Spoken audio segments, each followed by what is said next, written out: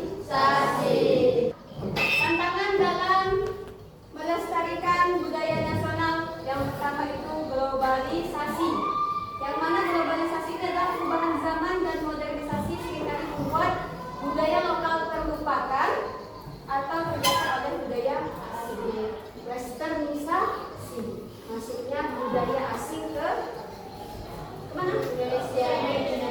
Sehingga masyarakat Indonesia itu kebanyakan mengikuti gaya baratan. Sekarang Ibu mau kalian membentuk 4 kelompok, yang mana 4 kelompok ini akan Ibu berikan tugas. Nanti di akhir kita akan mempresentasikan tugasnya. Jadi silakan setiap kelompok nanti berisikan 6 atau 7 orang. Silakan dibuat kelompoknya. Oke,